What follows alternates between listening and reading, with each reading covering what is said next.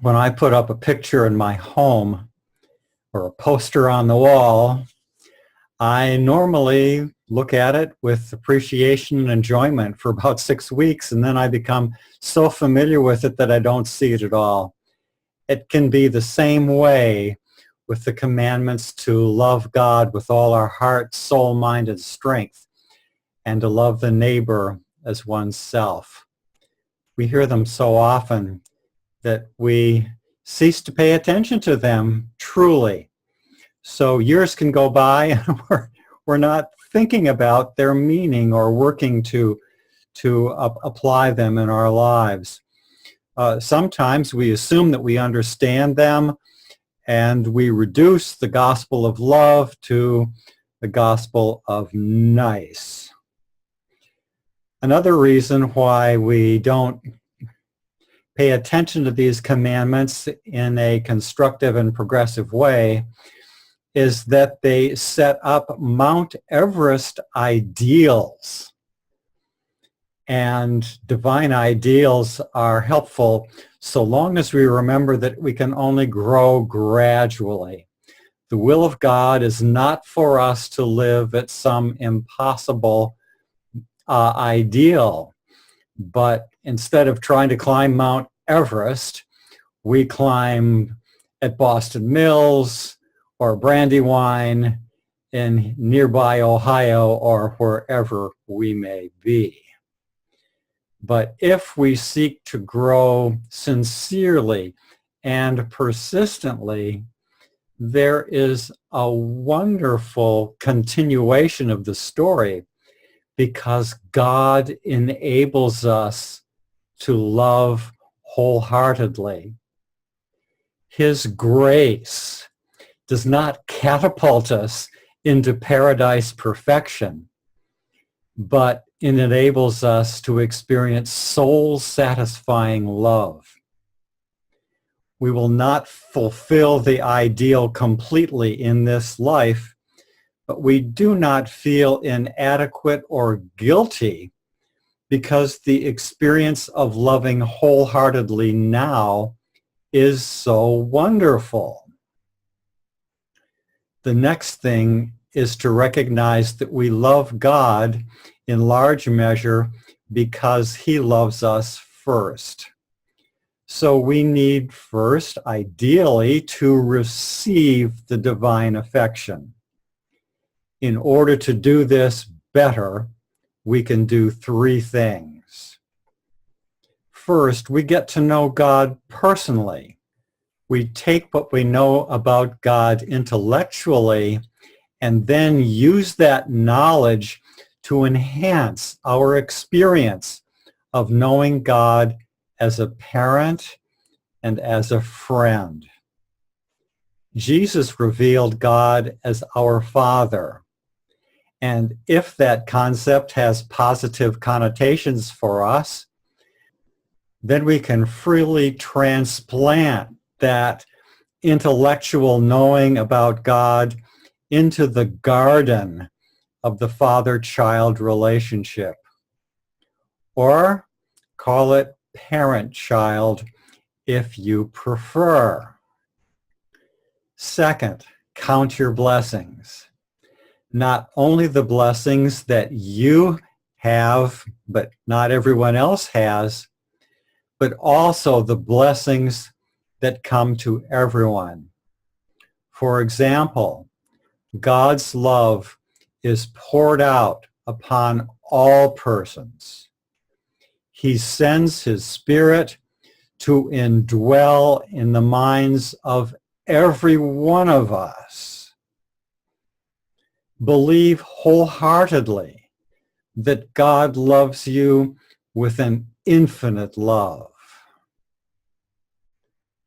Third, open yourself to receive God's love and cease resisting. Sometimes we don't allow love in because of low self-respect. We foolishly feel that if we let God get close, he'll know everything about us and won't like us, and the relationship is going to be no fun at all. We may feel bad about ourselves because of something unbeautiful about our body or mind, or it may be something that we have done, or it may be a bad habit that we are struggling with, but we are not primarily our body and mind, or our misdeeds, or a bad habit. If we relax and allow and open ourselves to receive God's love, that love will reveal to us who we truly are. Now we're ready to explore what it means to love God with all our heart and soul and mind and strength. What does it mean to love God with all our heart? What is the heart? My answer is that the heart is where our priorities are. I'm not talking about the priorities that we want to have or that we think we have, but about the values and goals that actually motivate us to pursue them. When we love God, we have a new best friend. We share our inner life with him. We do things together. So how shall we enjoy material pleasures? How shall we conduct the life of the mind? How will we participate in one-to-one relationships and in groups of 3 or more? We have our desires about what we want to do and how we want to do these things. But when we truly love God and begin to live with him and get to know him, we realize that he has a will for our world and for us individually. And we come to that place where we desire supremely to do his will. And we want his Spirit to rule our heart. So when we feel some tension between our will and his will, some shadow in our heart, we have the privilege of recognizing that honestly, of praying for wisdom to guide us in reorganizing our priorities, and worshiping God for the eventual triumph that we shall enjoy as we persevere in the quest to love him with all our heart. Once we truly fall in love with God's new and better way, the priorities of the old self change. Increasingly, we pursue secondary values only insofar as we feel them to be in alignment with our love for God and his far-seeing purposes. What is it to love God with all our soul? What is the soul? Imagine that you are visiting a group of people who are pursuing a spiritual path, and that the leader, a woman who looks very wise and very spiritual, invites you to sit quietly, close your eyes for a few minutes, and center yourself. She says that in centering, you move from living mainly in the mind to living mainly in the soul. You relax and let go so that you are not caught up in the immediate concerns, the thoughts and emotions of the mind. You spend a few minutes that way, taking time to allow yourself to abide in and as your true and deeper self.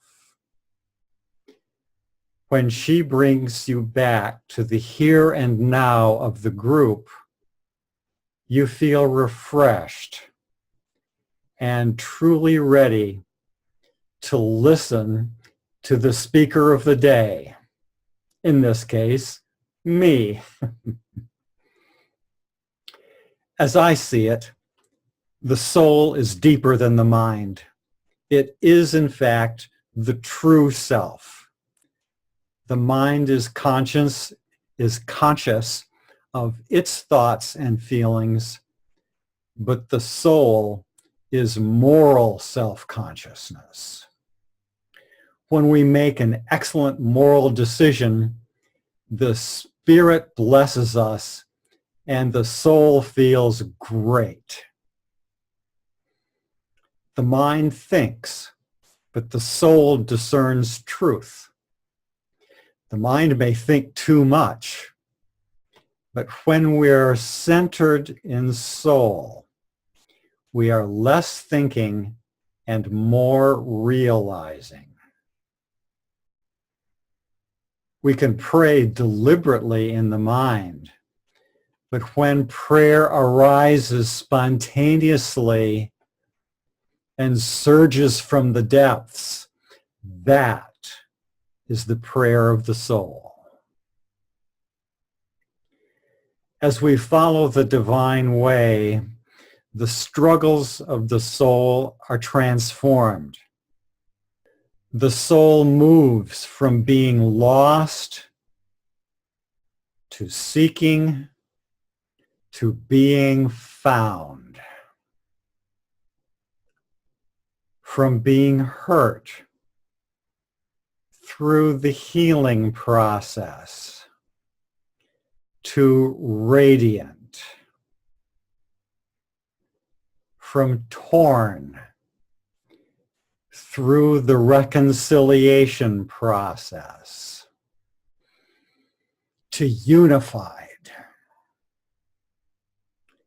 And from rebellious through obedient to wholehearted.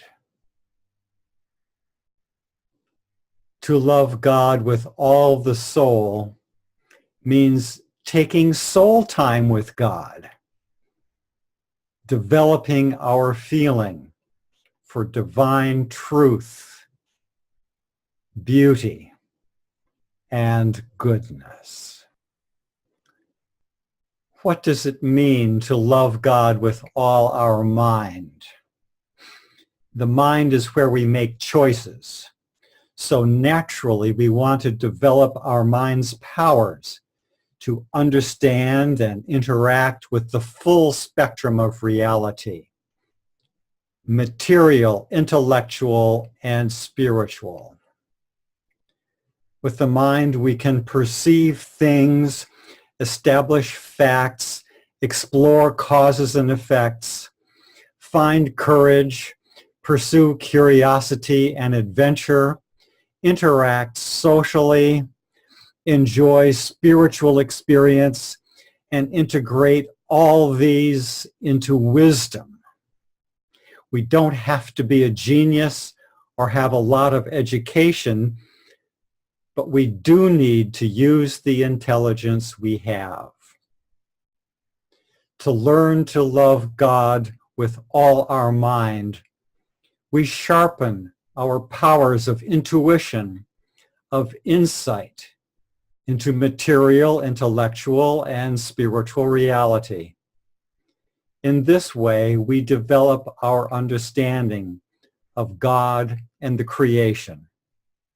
Then we live normally and naturally.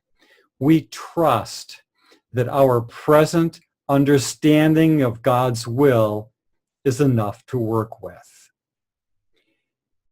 It is God's business to let us know if we get off track.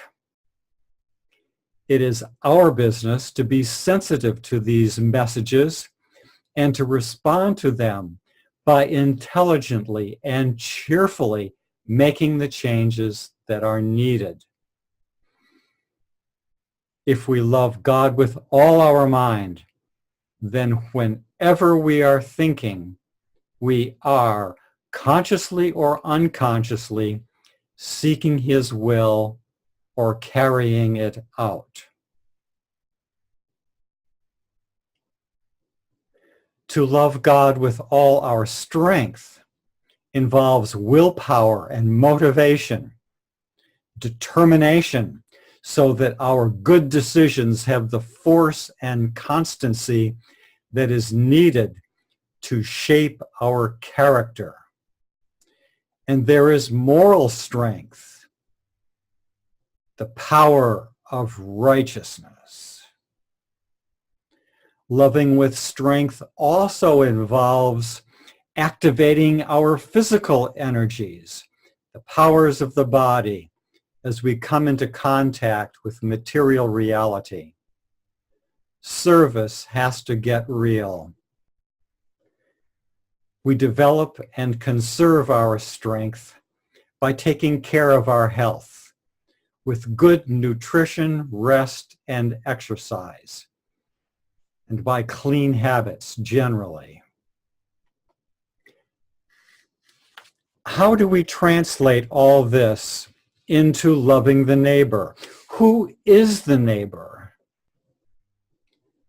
The neighbor is the other person, any other person. If we share the inner life with God, we are naturally led to do His will, and that means that we are becoming like God, and He loves everyone. So to love the neighbor as ourselves is to identify with God's love for each person with whom we interact. How do we do that? We get to know the other person. The ideal is to have an intelligent and wise affection for each of our fellow human beings. We approach that ideal gradually. Each day or each week, we can learn to know and love one more person.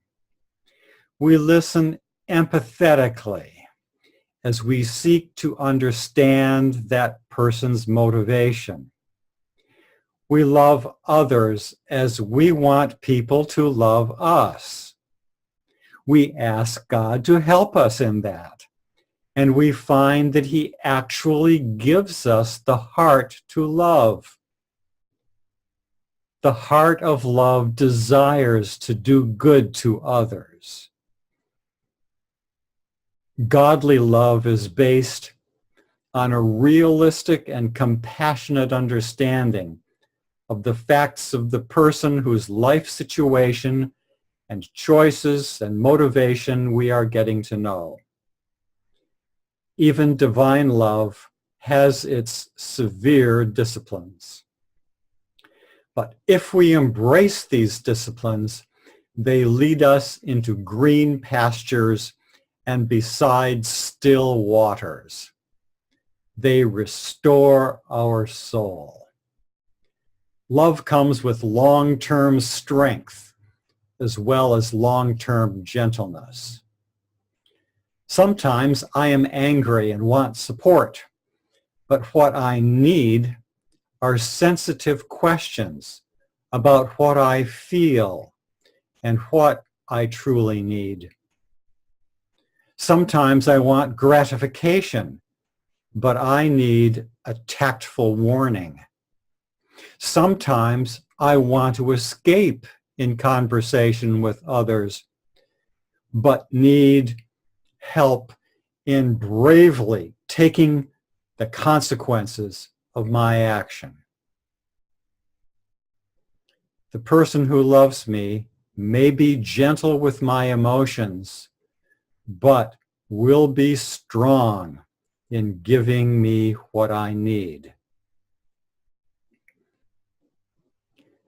And so we grow. to serve one another intelligently and wisely, in love and mercy, with gentleness and strength. We mobilize the energies of mind, soul, and body on the task in hand. In this fullness, we give to others the love that we receive from God. If you'd like to read over the text of this talk, you can find it on my website, universalfamily.org. It is titled Loving God and the Other Fully.